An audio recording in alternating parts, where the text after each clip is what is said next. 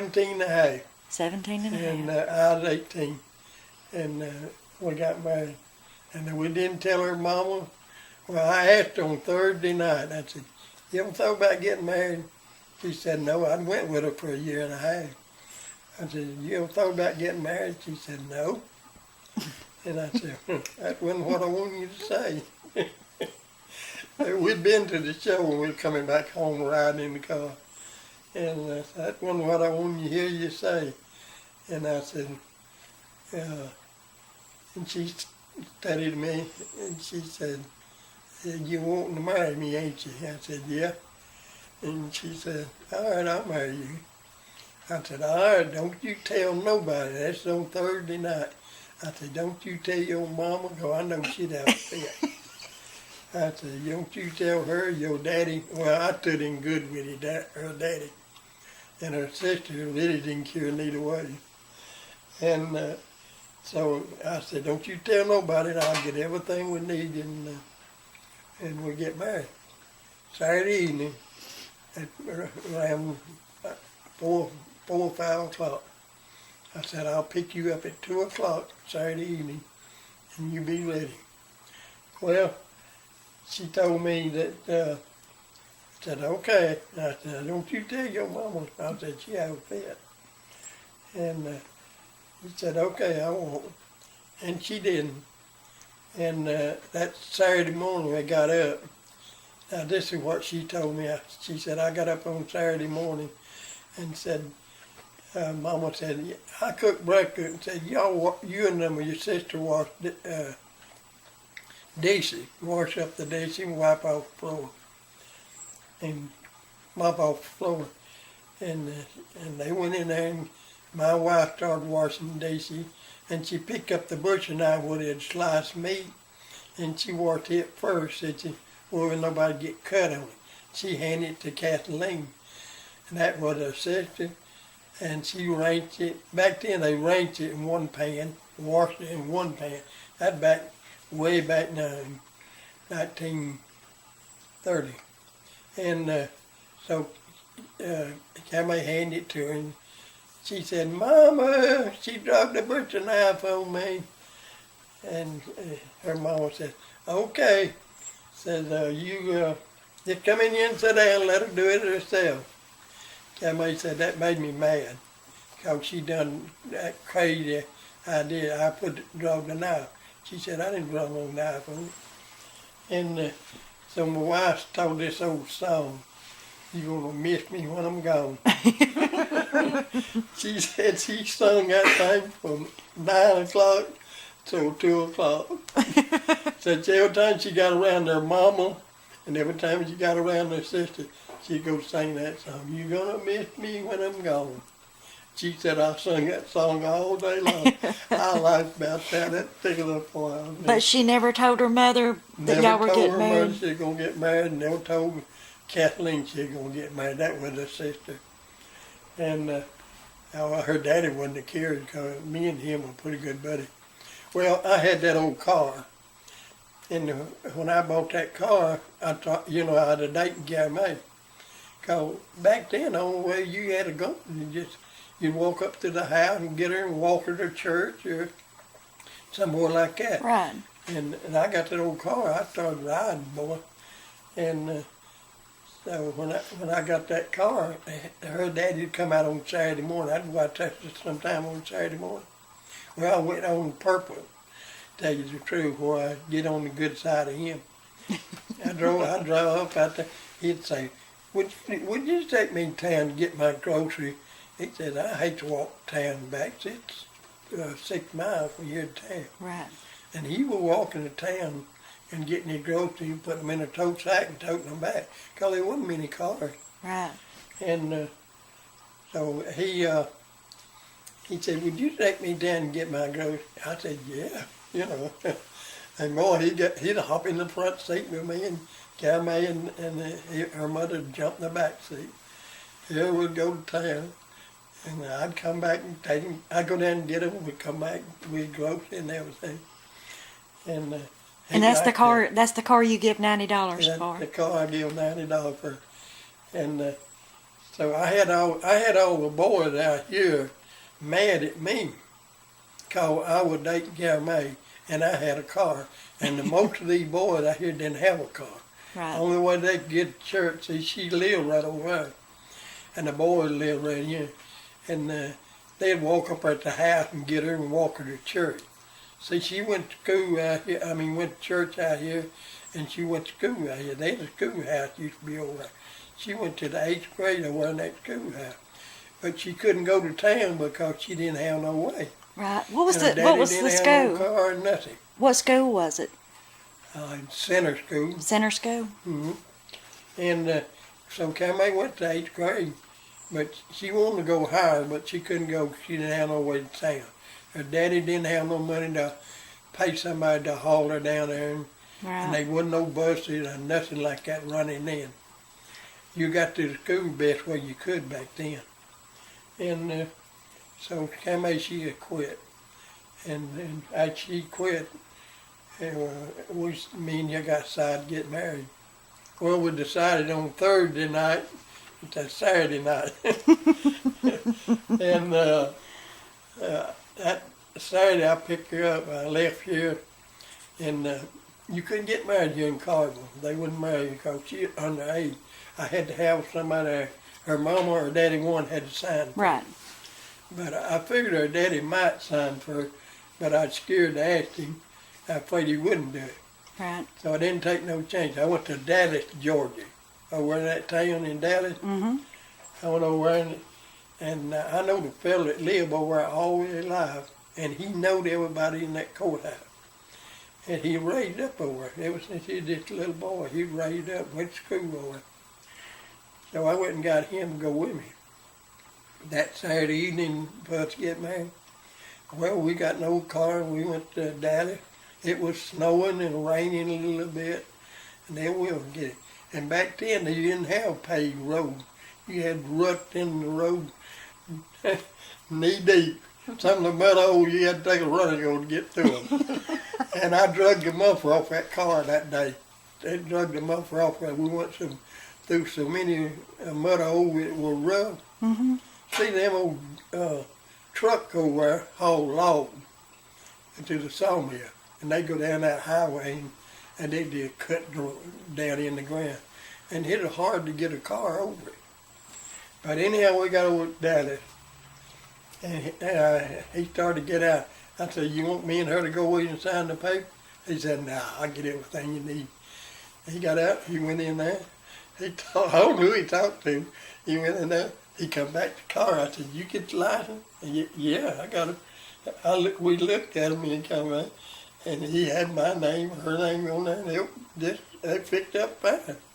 And I don't know who he talked to, but he knowed them. And I asked him, I said, "You know where we can get married at?" He said, "Yeah, right back up the road here, about 2 miles." So here we go back up the road about 2 miles, and went up on the preacher's porch there. We said, he asked him, he knowed him. He said, "Can you marry this couple? They won't get married." He said, "If they got the license."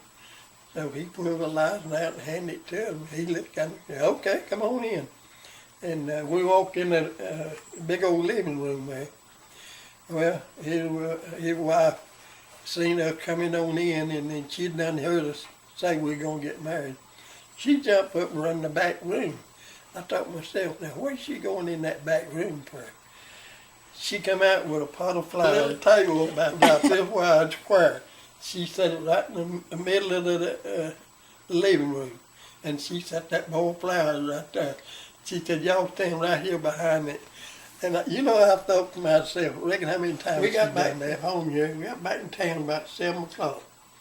And I told that man, I said, "You go out there and tell her mother that Cammy won't be coming home tonight if she got married." So he said, "Okay." And he got in my car, and here he go over and tell her. And he go over and tell them. And he said, "Cammy won't be coming home." Said Homer and her got married this evening. And said she had hung her head down and, just went to bawling. said her daddy didn't say a word in the world. Said he said that, well, I'm glad you come out here and told me. That's what he said her daddy said. And so she, her mama didn't say nothing for a while. I asked him what she said. That's what I was interested in. What did she say? And she said she didn't say much, but said she just said a few words and said, tell them to come to see us. And said that's all she said then. And her daddy, he didn't say a word about it, me and her getting married. So me and her went back down and went back down and my first cousin, he living down there in a big old house. Back then you didn't have no money. I worked on the farm. Right. And my daddy gave me 35 cents a week for plowing 5 days and a half. He'd let me off every Saturday at dinner time.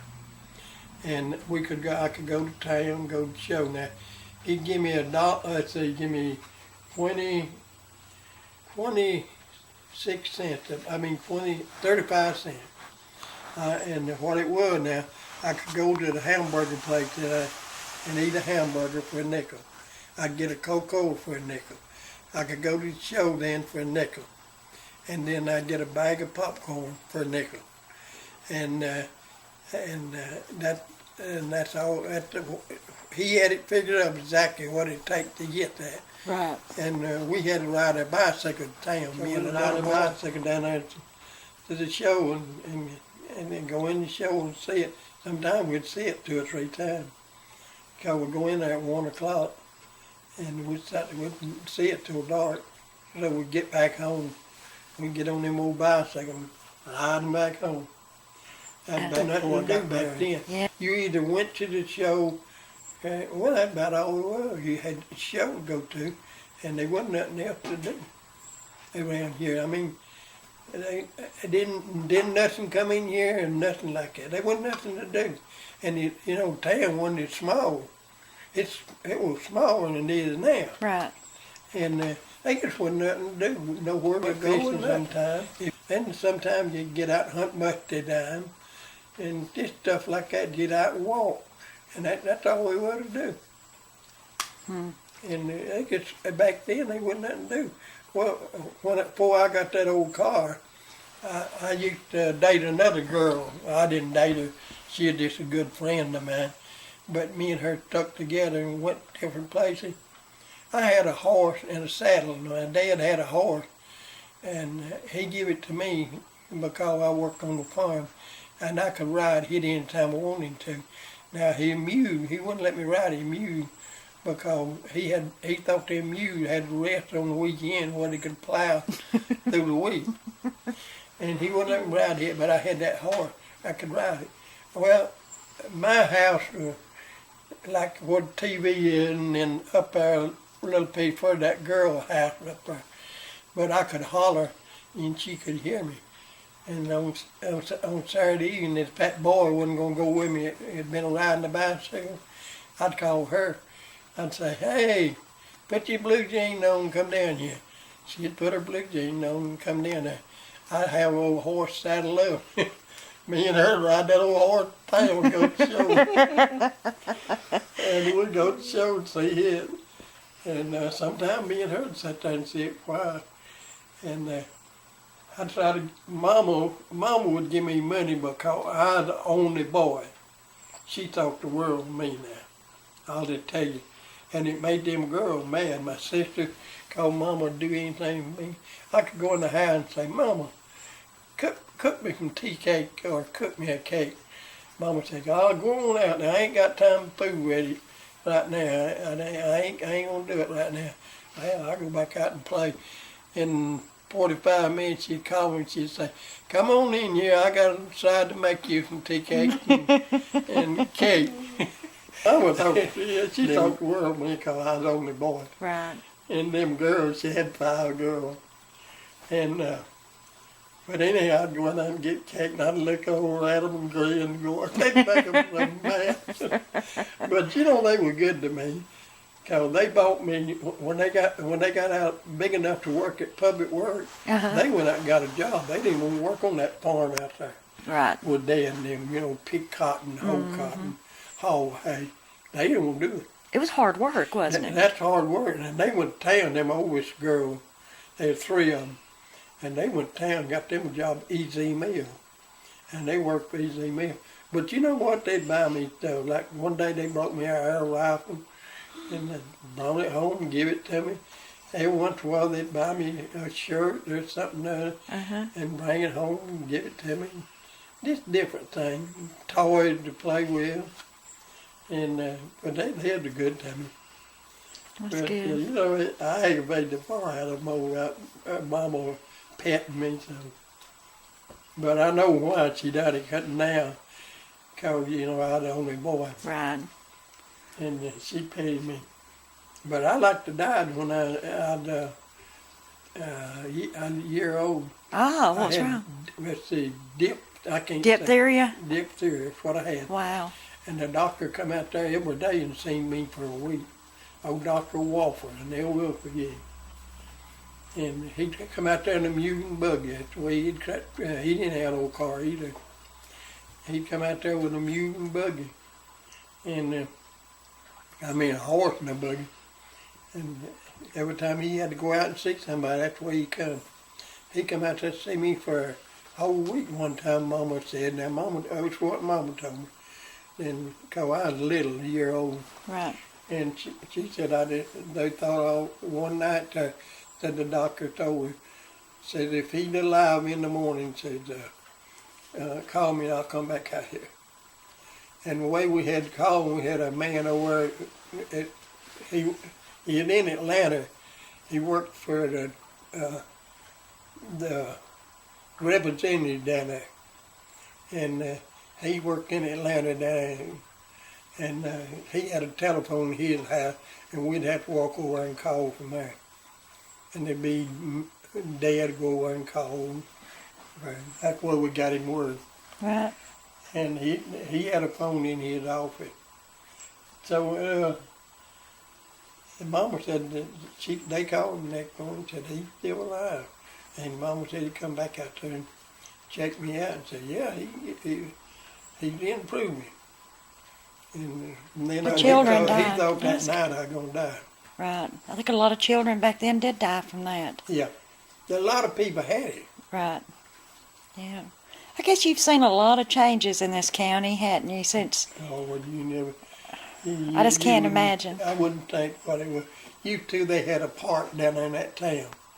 You could go down there and they had it fixed where you could, hamburger places down there. You go somewhere and eat you a hamburger, get you a Coca-Cola. Then you could go over at that park. And they had swing over there and they had a merry-go-round. They had everything to play on. Well, the kids would go up there and eat something and then run away and play in that park. And that's all they were to do unless you, they had a swimming pool down there below town. You go down to the swimming pool, go in the swimming pool you want to do, but you had to pay for it. And nobody didn't have no money back then. Right. That back in Hoover days, there wasn't no money then. And I'd go around that park and play till I got tired. And I got tired and I'd come back and I'd try to get Dad to go home. He'd be downtown just, what old people done then, they'd walk through town, up one street and down the other. They'd meet somebody they knowed, they'd talk about their crop. Well, my crop's doing pretty good, we need some rain there. And I'd go over and play while Dad would run up and down the street talking to everybody. All the farmers would meet in town and talk about, well, we need some rain. Well, we got too much rain. Get stuff like that. The mail carrier had a car, and some of the doctors had a car. Right. And the lawyer, some of them had cars. Didn't everybody have one? And so just few cars all using it. You hardly ever seen a car. Right. It's sort of like now, sort of like a buggy and a horse going up the road. It'd be odd for them going down the highway now. Right. Well, you worked for a good year. 38 years. 38 years. Well, you was a supervisor. Well, when I started off, they put me sweeping the floor. And the first night, I put me on the second shift, go to work at 4 o'clock and get off at midnight. That first night, they put me sweeping the floor. I was sweeping the floor, and I was thinking all the time. I said, I'm going to quit this. My mama didn't even make me do this. Now, that's what I thought. But they were paying me $1.25 an hour to sweep the floor. Well, I done got married then, see, and I had my wife and keep up and everything. And so I said, well, I got paid that Friday. You get paid on Friday. And they come in there and they paid me, and then they said, here's your payday. I'd look at it. Well, I got a little money. $11 is what I got. Mm-hmm. And they paid me $1.25 an hour. But it was a little bit more than that. I don't know exactly what it was. I had a slip, but I lost it. And I got that when he paid me, I look at that and I said, well, I'm going to work one more week. So Keepsake made me go away and get me a job. I didn't want no job. I wanted a local. Well, I've been in the Army. I got out of the Army, and I wanted a local. See, I've been in the Air Force.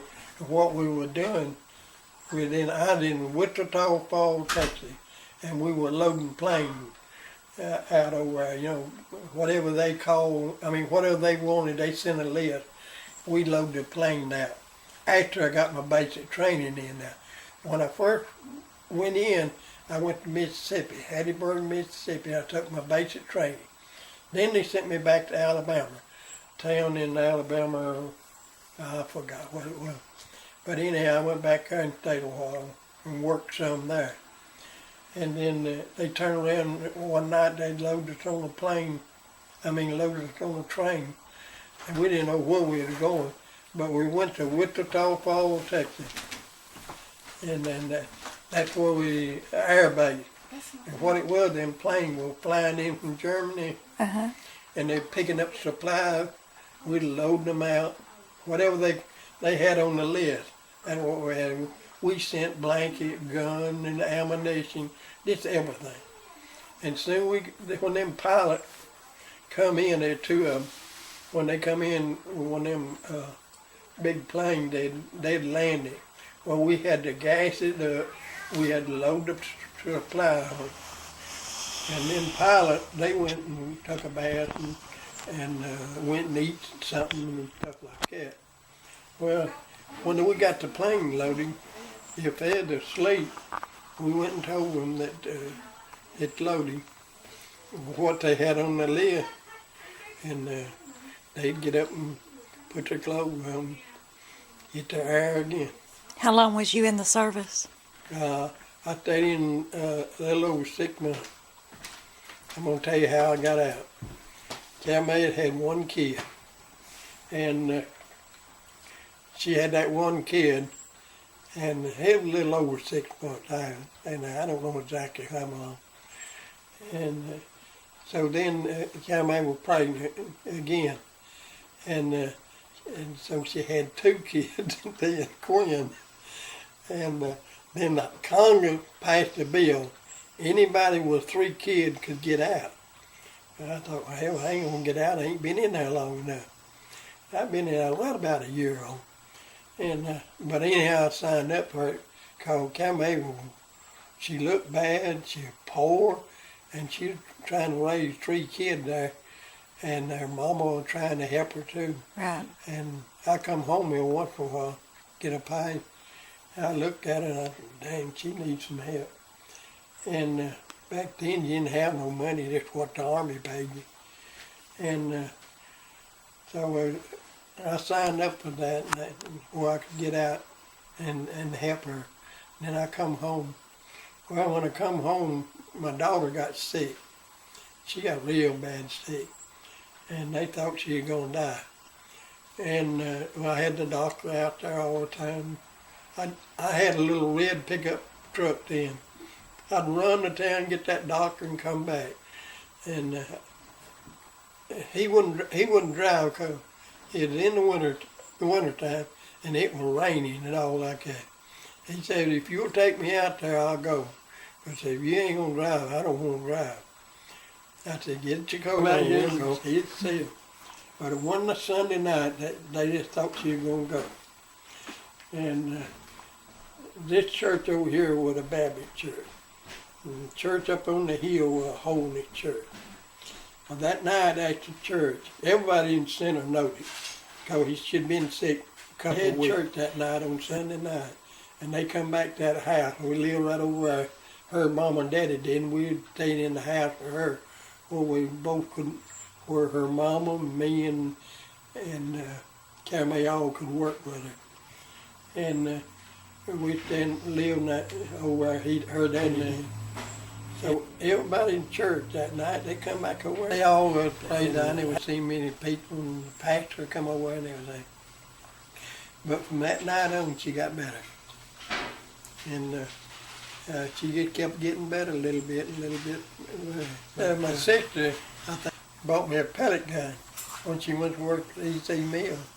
So I got it, brought it home. I mean, she brought it home, so I had to load it and get out there and shoot a few birds with it, but I couldn't hit them. And so then when I went in the house and I shot her on the leg right here. That made her mad. She took that thing out of my hand and she took and shot me on the leg. And that's the way it went. But I had another sister, in a day or two, she was standing in front of the looking glass and I had a window there right here, and she was standing there. She had up painting her face and getting ready to go somewhere. I was off up on the field. So I decided I'd cut down at her and see what she done. And I thought the little old pellet would hit the window light and bounce off. But the blame thing went through there and hit her right there. Oh. She throwed her hand and falling. She didn't know what happened. It tickled me in, but boy, I got a whooping out of it. Heck, I got a lot of whooping now, I tell you right now. Did you? A lot of them. I'd do anything I got into it. Tell her about the goat. Huh? Tell her about the goat. You had a goat? That old goat. Well, I got a whooping out of that. And one day Dad went to town. We had no billy goat. He was a big old goat. Had the horn on him. Well, I wanted to sit under the floor and play in the dirt. There was a little truck. I just a small boy. I wanted to play, make road down there and everything. And that's what I like to do, play in that dirt. And I got under there playing that old goat. Here he comes. He butt me in the back. I'd turn around and knock him in the, hit him with something down. He'd come right back and butt me again. I couldn't play for him to butt me and knocking me down. I got up. I went down to a big old barn. We had a big old barn, bigger than this house here. Great big barn. And it had sheds on each side. And like that. And it went up like that.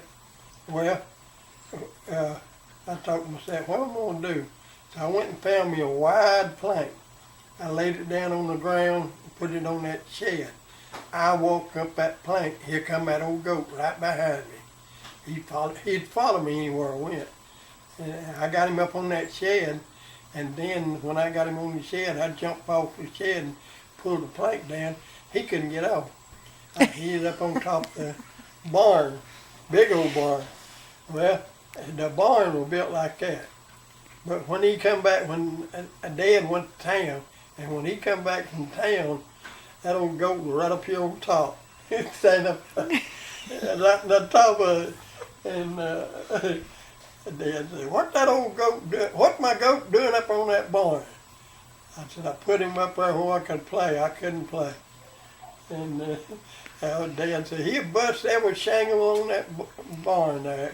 See, back then people colored barns with wooden shingles. You didn't have no tar paper and stuff like that back then. You went to the wood and cut a tree down and sawed them 18 inches and flipped just flat forward. And that's what they covered in. And Dad said, that'll bust every one of them shingles up on that thing. Well, Dad got him down, then I got to whoop him, but That took a minute to get him out of my way. See, he stayed up for about 3 hours after I got him up there. I could play then. Where was your parents born? Were they from here? They were born here in you know where Walmart is now? Uh-huh. My daddy owned 80 acres right there. Right. And that's where we live. And we live on that old road that goes through there by Fowler Tar Company. Roving Road. Yeah. Now, we live on that road. My dad farmed all that land in there where Walmart is. We had 80 acres in there. Down there, that flat land where the parking lot is. Right. My daddy owned that. And we planted cotton, corn, peas, and stuff like that. We planted peas for hay, and sometimes they'd pick the peas to have to eat in the wintertime. And then we hauled corn to the house and stuff like that. Right. But we farmed right there for 18 years. I was born in an old house there, and I lived there till I was 18 years, a little bit past 18. And me and Cammy got married. And I lived there the whole time, right there. And that well there in that yard where we draw water, it was 100 foot deep. And we had to draw water from you, and Mama would water. Every week when she went to work, she'd holler at me, draw up some water, I got to water. Boy, I hated to do that. But I had to do it. And then I had to get up from water wood, build a fire under the pot. And you know, back then they had little paddles about that long. They made out of a board like a boat paddle, but they'd be about that long. Well, she had a big old tree there where they had sawed it off and set it up, and she'd lay her clothes on there and beat them with, get the dirt out of them, she said. I didn't think something was there, but I thought she had done it to make it work. Yeah, I do. Back then you didn't have he raised pigs, and he'd sell them $10 a piece to try to keep them by the grocery every week. See, like back then they had gardens. Well, Mama would start in February planting onion and cabbage, stuff like that. They would grow, and he'd grow up, and we'd have onion and cabbage and turnip green and stuff like that. And then she'd plant green beans just when the weather warmed up a little bit. She'd plant green beans and lettuce and stuff like that. I bet she canned a lot, didn't she? We'd have maybe 200 or 300 cans. Yeah. And then in the fall of the year, Dad would kill 3 big hogs every year, and he'd grind up sausage. Well, they'd cook them sausage out, what they call cooking them out. They'd put them on the stove and cook them till they got nearly done. Then they'd put them in a quart fruit jar and put a lid on them, tighten it the can. Then they turn it bottom side up and let the grease run to the top. And what that done, that sealed it. When that grease got cold then, see, it sealed it. Well, we'd pick blackberries in the summertime. We'd pick enough blackberries, and Mama would can 25, 30 cans. And peaches, Right. apples, all that stuff. She canned all that stuff. And we had sweet potatoes, iced potatoes. What we done, we planted a lot of them in the field, and when they come up and grow, we plowed them up in fall of the year and wash them off. And Dad would go to a bank somewhere, and he'd dig a round hole like that. He'd go get wheat straw then and put in that hole, and he'd pack it down on the bottom, top, all the way around. And he'd be back in that hole, I'd say 8 foot.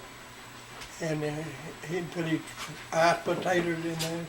He'd put sweet potatoes in one, and then he'd pack that straw in the center of it. Them taters stay there at the end all the winter long. So it's like a extra root cellar. It's like a extra root cellar in the side of a hill. Just he'd do it in a big bank. somewhere. Right. And Stay fix it cool. back where you just dig in it. And them taters stayed there all winter long. They wouldn't rot then. You put them in that wheat straw will keep them from, they kept them warm, Right. Kept them from freezing. kept Yeah. them from freezing in there. And you go, and Mama said, I want a sweet potato today. My dad go out there and get the sweet potatoes out of there and take them out. Mama peel and cook them. Iced potatoes, same way. Like in the wintertime, in the spring of the year, she'd plant green beans. Well, when they come in, she'd go get green beans and break them up. And then she'd go get her potatoes and put on top of them. You had potatoes and green beans. And Mama always had meat. So we put it in a cellar. Not a cellar, a smokehouse. And old smokehouse wasn't nothing but built out of log. And Dad would put it in there. And in the center of it had dirt. And he had a square place built out around it. And he'd build a fire out of hickory wood. And he would smoke it. Now you had to leave it in brine salt for 6 weeks. Then he'd take it up and wash it and put it in sack. But before we put it in sack, he'd smoke it. And you'd have smoked ham if you wanted, and stuff like that. And he'd go out there anytime during the winter, and he'd cut off a piece of ham, cut off her shoulder. If she wanted a fat back, like bacon, to put in her bean or something, he'd cut off a piece of that, take it in half. And that's the way people lived. Made her own soap too, out of ashes. It come out of the chimney, like you build a fire out of wood, Right. the ashes. Mama would make soap. I don't know exactly how she done that, but she could make soap, and she'd cut it up. She wouldn't go down and buy no soap. She'd cut her up, and that's what she done her washing on, and stuff like that. And you didn't go to town. And Dad always had some walnut tree, and he always had some pecan tree, and he had apple tree, peach tree, and we had grapevine, and we had cherry tree. He planted something all the time and kept something coming on all the time. Like them 2 trees right there, them pecan trees. When I moved here, I set them 2 pecan trees out. And I have pecan never fall. But it got now where the dang squirrel eats them back then. And Dad would kill a beef. And we would have some beef and did a pork all the time. Right. Mama cook a beef roll, stuff like that. And we picked like dewberries, but you don't see no dewberries now. You pick blackberry, dewberry come in first. Huckleberry come in first. Well, we pick them every time we got a chance to go pick berries. And then blackberries come in, they be light. And much to dime, and all that stuff. And then she'd can apple and peaches. She could open a can of peaches in the wintertime, have fresh peaches. And that's the way people you had plenty of it. Right. Now, people didn't want to work, they didn't have it. But now Dad seen it, we worked. They seen and them, my sister, they had to go pick berries, stuff like that. But when my sister got old enough to go to EZ mill, they went to work over there. Well, they'd turn around and help Dad a little bit. They stayed down in town for a week at a time. They'd go down there on Monday morning, and they'd stay till Friday evening. Well, Dad'd take a horse and buggy and go down there and get them, and bring them home, let them stay the weekend. And sometimes they gave him some money, and because they had to pay their rent and everything like that down there, see. Right. And they boarded with a Simpson man, him and his wife. They had upstairs a 2-story house, and then my sister lived up in the top, and he lived in the bottom. And that's where they lived down there. But now on the weekend they wouldn't come home. Right. And so they'd come home, spend the weekend with us, and go back on Monday morning. You know, worked with a bunch of people. I had 54 people I worked It's that good year. at Goodyear. You talking about talking? I talked all day. Well, I like people that don't mind talking. I talk all day long over them people. I had to say, you go over and do this job, you go over and do that job. And you know, I had to tell them what to do. You enjoyed that job, didn't you? I like that job. I didn't work there. But that night when I put me to work and me sweeping the floor, I said, I'm going to quit. I said that for 3 weeks, and I still did quit. You worked there a long I time. like my job. I hate, just tell you the truth, I hate to retire. I bet. I worked a 62-year-old, and my wife said, what are you going to do? I said, I don't know. What would you do? She wouldn't tell me. And I said, well, I need to know something now. I got to let them know what I'm going to do. And she said, that's your job, and that's you got to make up your own mind. I ain't going to say nothing about that. I walked around for 2 weeks thinking about what I want to do. Right. And I come in one evening and I said, well, I made up my mind. She said, what you going to do? That's the first thing she wanted to know. And I said, well, I'm going to quit. I said, I'm 62. I said, I got sugar. Not bad, but I got sugar. I said, I got heart trouble. And I said, I'm going to quit. I'm going to take care of my heart. I'm going to take care of my sugar. And anything else that come along, and I said, I'm in sickness, I'm going to take care of it. And she said, well, all right. I said, I agree with you. She said, we'll draw enough to live off of. And so we did. I quit, and then I walked out on 30th day of June in 1980, 81, I believe it was. I ain't worked a day since. And I've been quit longer than I've worked down there. See, I'm 92 now. And I've been taking care of my heart ever since. You seem like you're in very good shape. And the doctor said last Monday, he told me, he said, I can't find nothing really wrong with you.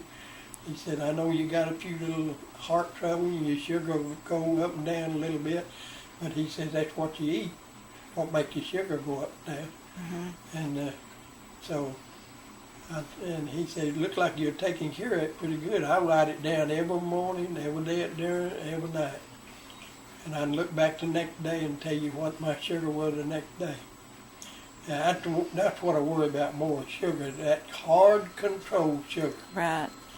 Now your heart, you know, you got a heart doctor. He usually can tell you that. And I got a pacemaker. And I'm sitting right there, and in Atlanta, down there, I got a box in there. I put it on this thing. Now I got one right here, and I've had it nearly 10 years. And so it just, well, I knew you. That's what I done. I quit and started just taking care of myself. Right. I get out here and walk around that schoolhouse. Do you? Not every day. I try to do it 3 times a week. They run me out 2 or 3 times. I just come on out and they leave and I go back out. What do you eat to stay so healthy? Well, I eat 1 biscuit in the morning. I won't eat but 1. And if you eat 1 biscuit, like I go down and get me a sausage biscuit at McDonald's. Okay, sausage don't count on your sugar. What counts is your bread. All right, that's what you got to watch, your bread. And I take my biscuit and I hog out the center of it, top and bottom, and then I put it back together. I eat the crust. And then I drink 1 cup of coffee. They'll give you 4 or 5 cups of coffee if you want them, because I'm a senior citizen. But I drink 1 cup of coffee, and that's all I drink. $1.07. Hey, I can't live. I can't turn the stove on for that. That's the reason I don't cook. I go to town and get mine $1.07. That's what I eat now for breakfast, and then for dinner it's a little harder. Sometimes I get this small hamburger from McDonald's. I eat that, And I got this home cured bunch of bringing me food. Now sometimes they bring something that I can eat, and I get it 3 days a week. And I get it on Wednesday, Tuesday, Wednesday, and Thursday. And then on Thursday, Thursday last day. And they bring you different stuff. And some of the stuff you can eat. They bring you lettuce, and they bring you hot dog, and they bring you a hamburger sometimes. And then sometimes they bring you green beans. They bring you plenty of green beans.